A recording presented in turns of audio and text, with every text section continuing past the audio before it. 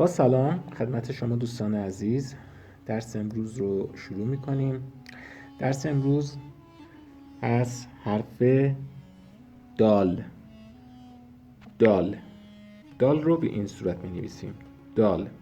ببینید در الفبای فارسی دال د خونده میشه. د. ما تو الفبا میگیم دال به این صورت دال، ولی این دال رو د میخونیم.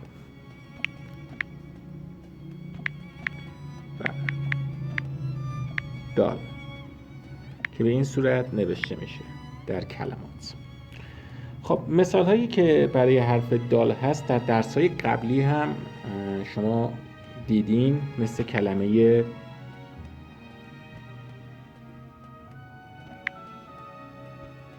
مثلا باد.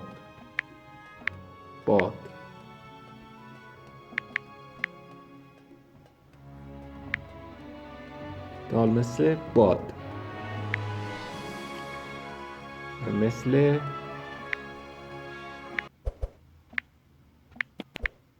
دریا.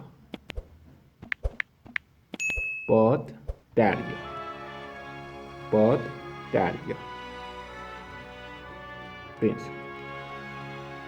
دال هم فقط به یک صورت نوشته میشه دیگه، حالت کوچیک و بزرگ نداره، تکه. و بعد از اون هم هیچ حرفی بهش متصل نمیشه. بعد از دال هیچ حرفی به دال متصل نمیشه. در قالب جمله هم میتونیم بگیم دانا،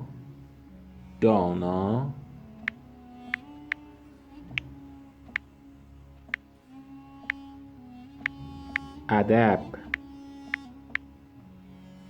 دارد.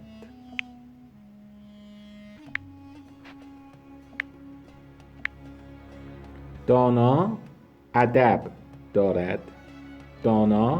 ادب دارد. امیدوارم که درس‌های قبلی رو هم به خوبی خونده باشید و در خوندن این کلمات امروز مشکلی نداشته باشید. بسیار خوب.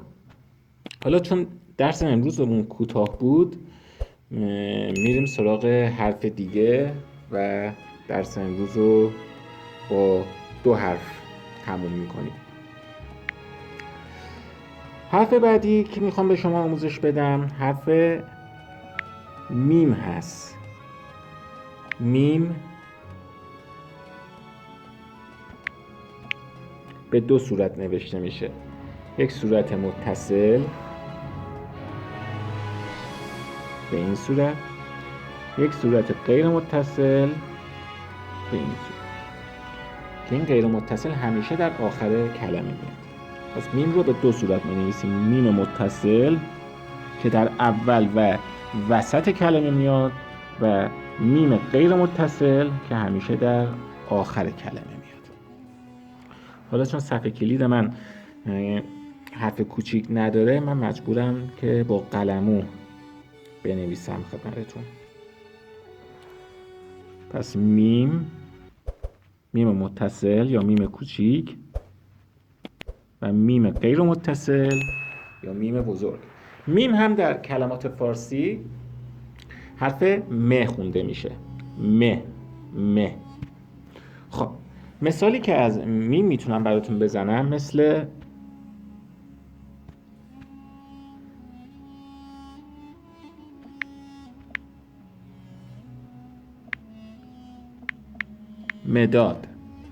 مداد یا همون قلم.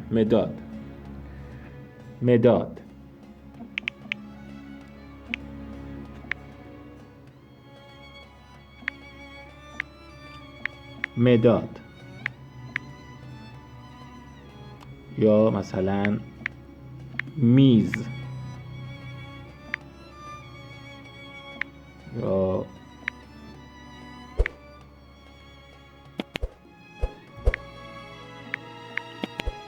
مدیر یا مثلا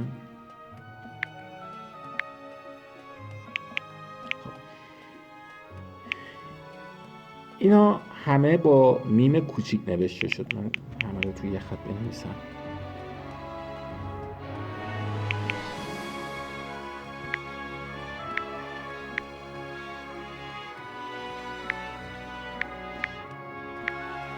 خب توجه کنید که این کلمات، ببینید، مداد، میز، مدیر، میم در اول کلمه اومده و همونطور که ملاحظه میکنید به شکل متصل یا کوچیک اومده. مداد، میز، مدیر، مداد، میز، مدیر. و میم غیر متصل هم به این صورت در آخر کلمه میاد، مثل کلمه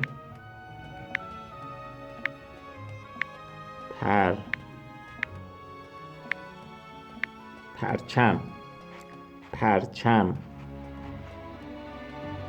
پرچم. پرچم میدونید چیه که دوستان؟ ما الان مثلا پرچم ایران،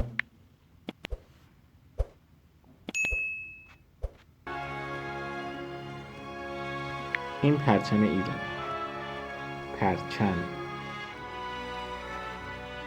پرچم، مداد، میز، مدیر، پرچم، پرچم، پرچم، مداد، میز، مدیر. این بخش کردن کلمات رو هم دوستان، اینم اگه بدونید بد نیستش که هر کلمه از یک بخش، دو بخش، سه بخش تشکیل شده. مثلا الان مداد دو بخشه، مداد، مداد. یا میز یک بخشه، میز. یا مدیر، مدیر، مدیر، دو بخشه. یا پرچم، پرچم، دو بخشه. خب دوستان عزیز، درس امروزمون به پایان میرسه. البته من قبل از اینکه با شما عزیزان خداحافظی کنم، در قالب جمله هم یک مثال از میم بزنم و درس امروز رو تموم کنیم. در قالب جمله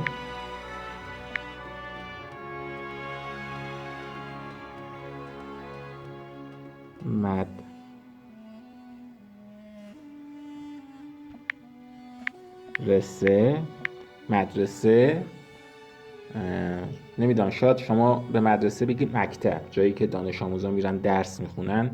ما میگیم مدرسه، شاید شما همین بگید مدرسه، شاید هم بگید مکتب، نمیدونم.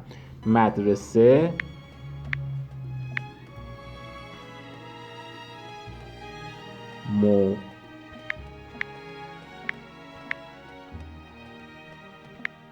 مدیر، مدرسه مدیر دارد.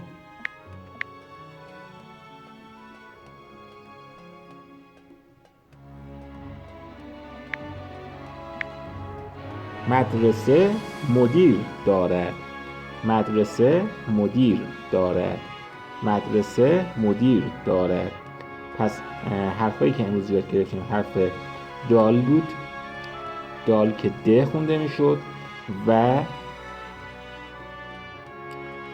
دال مثل باد، دریا، در قالب جمله هم دانا، ادب دارد.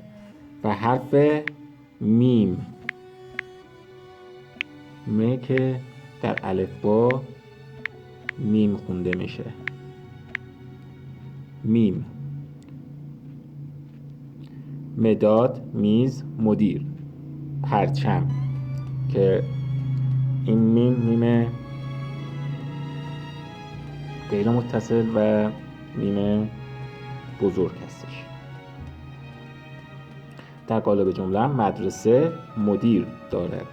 خب دوستان، تا درس دیگه همه شما رو به خدای بزرگ میسپارم. خدا نگهدارتون.